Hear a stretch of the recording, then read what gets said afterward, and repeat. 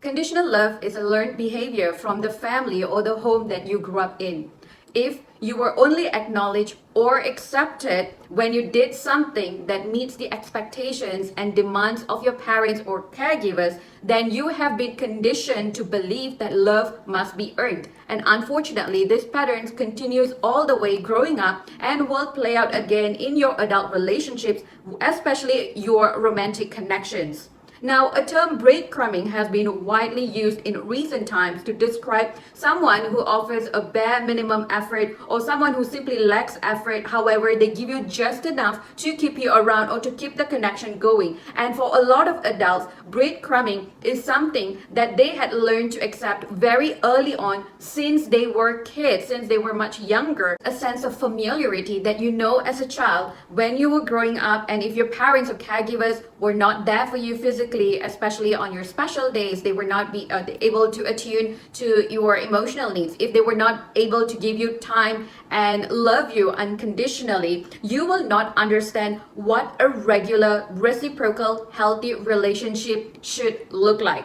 And this is why you are so easily drawn to partners who would mirror the similar emotional unavailability that you once experienced with your caregivers while growing up. Welcome back to my YouTube channel. My name is Vina Raji, and this channel is dedicated to talking about healing from childhood trauma, narcissistic abuse, and attachment style, something that I had worked on myself over the last couple of years without any professional help. And I have dedicated to starting this channel to share about my personal journey and all the multiple approaches that I had taken to work through my healing, and hoping that this information that I share on here will be helpful to anyone who are currently on their healing journey. So I am here to share with you what is breadcrumbing, why we accept breadcrumbing, and how this actually shows up in our life. Now, as an adult, you are naturally drawn towards people who tend to display the push and pull dynamic that you had once experienced as a child. However, as an adult, despite your logical mind knowing that something doesn't feel good when your body starts to feel anxious with the person that you are dating, and I would say dating because this is the most common dynamic that we see, and most people experience these triggers in a romantic connection. And this is often because your body is experiencing the unhealed emotional wounds all over again, and your core wounding gets activated when you are in this push and pull dynamic, hence bringing you to a state of constant triggers, which reminds you of the abandonment and neglect that you have lived and experienced before. It is far more challenging to break this cycle, especially when you do not understand what you are experiencing. If you do not have the awareness or the tools, you will be quick to self-blame, assuming the worst about yourself, assuming that something is inherently wrong about you, and you would start getting really frustrated at your inability to have control over your emotions. Now, let's not forget, this is again happening because once again, your inner child is trying to replay this similar scenario of trying to get the attention of the caregivers or parents. However, this time it is happening with your partner or your romantic interest.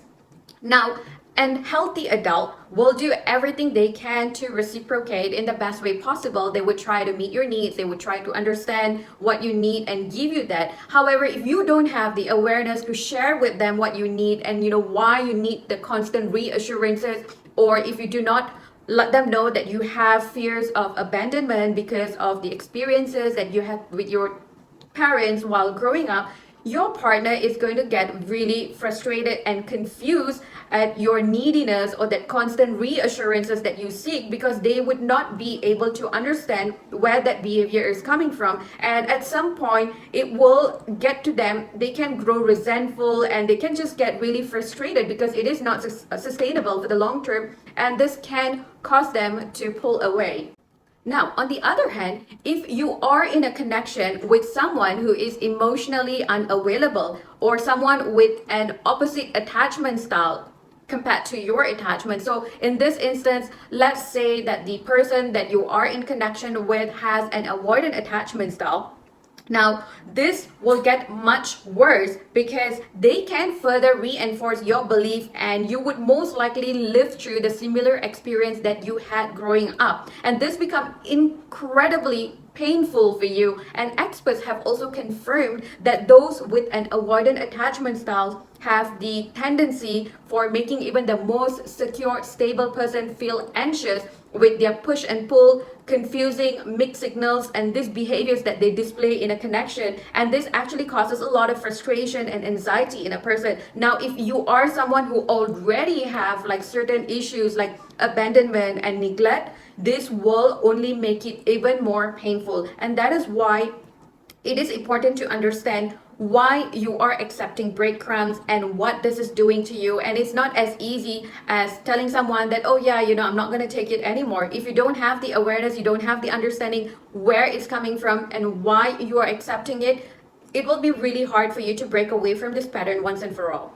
I would like you to know that it isn't your fault if you have learned to accept mixed signals and bare minimum efforts. Now, this is because I would not say this lightly. As a child, whenever you tried expressing your unmet needs, if you were neglected or abandoned in some shape or form and was further conditioned to accept that is what love looks like, then that is simply your reality and perception of what love really is. So you have been trained to accept someone behaving and giving you bare minimum or sending you confusing signals as a sign that they in fact do have love for you, even if that is simply not the case.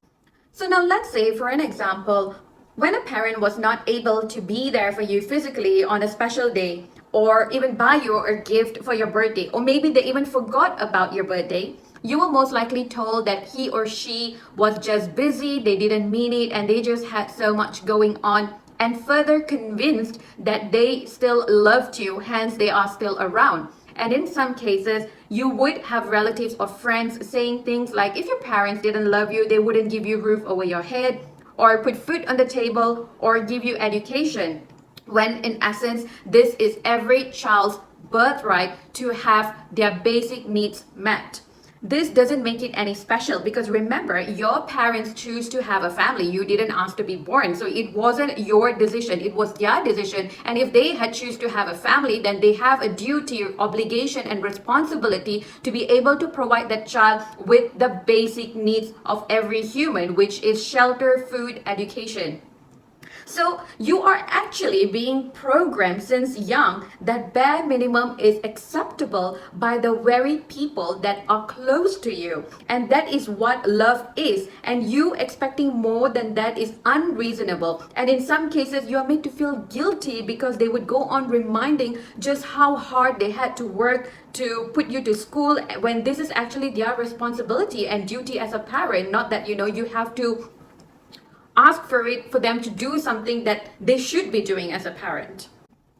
Now, as you can see, this pattern will eventually repeat itself again in your adult connection, especially in your romantic relationship. And this is also why a lot of adults would tolerate and accept breadcrumbs because of the conditioning, the programming they had learned as a child. And they would keep taking on this breadcrumbing until they reach a breaking point and know that they want more than what they are receiving. Because as an adult, you tend to make excuses of the bare minimum. And this is your inner child doing the rationalizing, even though your logical mind knows that this isn't making you happy.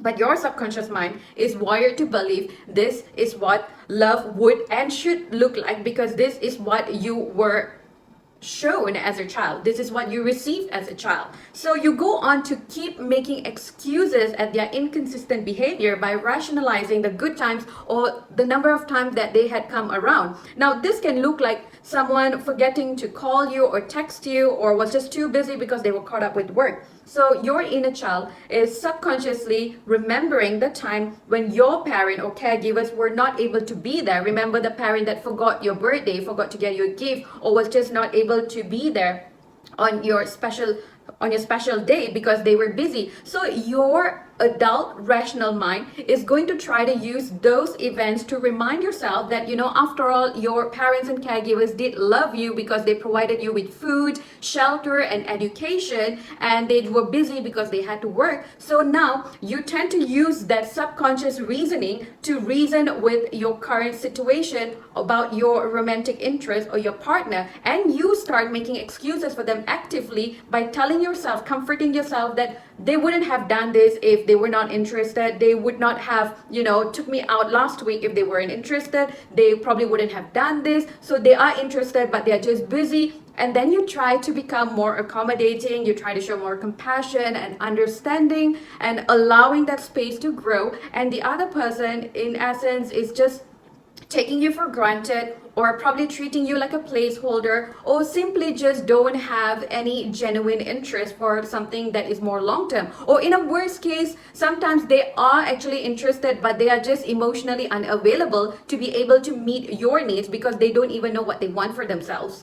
If you've had these experiences in your adult connections, in your dating life, I want you to know that it never was your fault to begin with. You were never modeled healthy, loving relationship behaviors to begin with. When you had not had a healthy modeling, you are not going to automatically become an adult and know what it is like to be in a healthy, loving, reciprocal connection. However, as an adult, you do now have a responsibility towards yourself to unlearn the unhealthy habits that you were once taught, to now rewire your programming, your internal programming, so that you can make a conscious decision for wanting better for yourself, to make better choices, to know why you are accepting breadcrumbing and stop blaming yourself or criticizing yourself. You have been programmed and conditioned to accept breadcrumbing because you were taught bare minimum is what love is supposed to look like.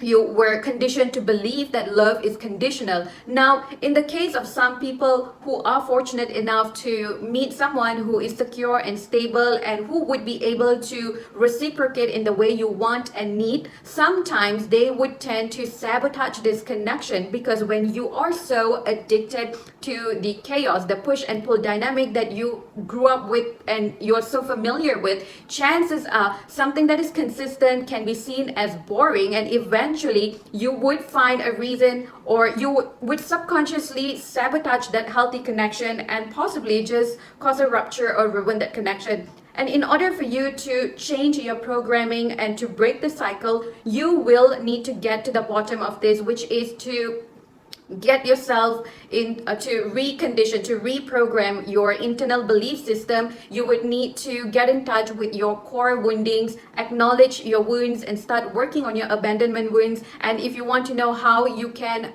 work on your abandonment trauma, I do have a video, so please feel free to check it out, and you can ask me anything you want in the comments below. So until and unless you actively commit to healing your core abandonment wounds, this pattern will keep showing up. You have to take that step forward to wanting to break the cycle. And I promise you, once you have healed your inner child, your core wounding, you will be able to choose better for yourself, and you will no longer be attracted to someone who offers you bare minimum. It becomes a huge turnoff because you just know that this is not the kind of behavior that you would be attracted to. It doesn't feel healthy. And you can go around and ask people who have done significant healing, and they would tell you once you heal and come out on the other side, all these toxic, unhealthy behaviors just become very unattractive. You would not even be drawn to such people. It will change the way you look at connections. So you have an obligation towards yourself, and remember, wherever you are, however old you are right now, it really doesn't matter. We have our entire lives ahead of us.